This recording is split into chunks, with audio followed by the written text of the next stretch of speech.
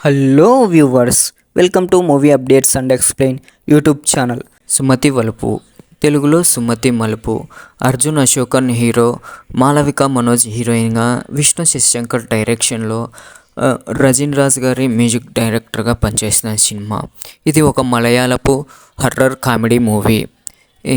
ఈ cinema G5లో present తెలుగులో stream అవుతూ ఉంది. ఇక ఈ సినిమా స్టోరీ విషయానికి వస్తే, ఒక అడవిని ఆనుకుని ఉన్న కల్లెలి అనే ఒక చిన్న ఊరు ఉంటుంది. ఆ ఊరికి మూడు వైపులా అడవే ఉంటుంది. అక్కడ నుంచి రోడ్డులో కాస్త దూరంగా ముందరికి వెళ్తే ఒక టర్నింగ్ వస్తుంది. దాన్నే సుమతి మలుపు అని అంటూ ఉంటారు. చాలా కాల క్రితం చనిపోయిన సుమతి అనే యువతి అక్కడ దయ్యమై తిరుగుతుందని ఆ ఊళ్ళో వాళ్ళంతా అనుకుంటూ ఉంటారు. బ్రిటిష్ వారి కాలంలో అక్కడ ఏర్పాటు చేసిన స్థావరాన్ని ఆ దయ్యం భయంతో ఖాళీ చేశారని ఒక మాట ప్రచారం చేస్తూ ఉంటారు. సుమతి అనే ఆ దయ్యం కారణంగా రాత్రి 8 గంటలు దాటిన తర్వాత ఎవరు కూడా ఇండ్లు దాటి బయటికి రారు.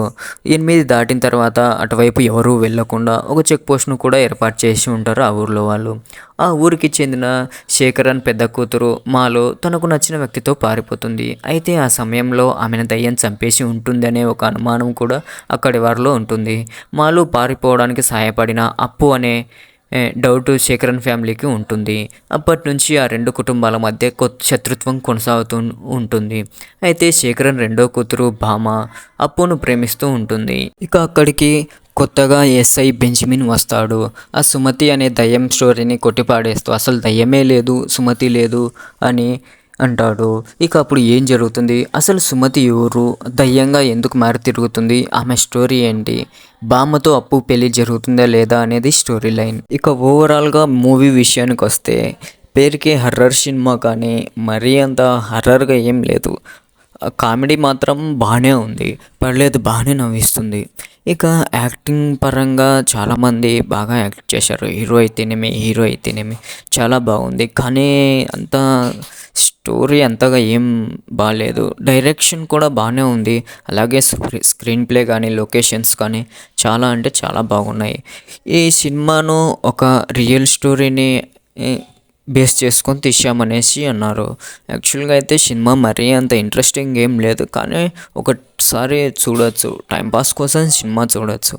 నాకైతే సినిమా మరీ అంతగా ఏం అనిపించలేదు. అక్కడక్కడ ఉన్న కామెడీ సీన్లు తప్పించి మిగతాగా పెద్దగా ఏం లేదు. సాంగ్స్ అయితే అసలు ఒత్తిగా ఎందుకు వస్తాయో ఎందుకు వెళ్తాయో కూడా తెలీదు. సింక్లో అసలు సిచ్యువేషన్ లేని కూడా తీసుకొచ్చి ఆ సాంగ్స్ని ఇరికించారు అన్నట్లుగా ఉంటుంది. కొన్ని చోట్ల బ్యాక్గ్రౌండ్ మ్యూజిక్ చాలా బాగా వర్కౌట్ అయింది. మూవీ మరీ అంత హర్రర్ కానీ పెద్దగా ఏం లేదు. హర్రర్కి సంబంధించిన సినిమా అని చెప్పుకోవడమే కానీ భయపెట్టే అంశాలు పెద్దగా ఏం లేవు. సుమతి దయ్యంగా మారిన స్టోరీ, మాలో అనే అమ్మాయి ప్రేమించిన వాడితో రాత్రి వేళలో ఆ టర్నింగ్ దాటుకుంటూ వెళ్ళిన స్టోరీ, అలాగే విలేజ్లో నడిచే అప్పు లవ్ స్టోరీ, ఈ 3 కథలను కలుపుకుంటూ ఈ సినిమా మొదలవుతుంది.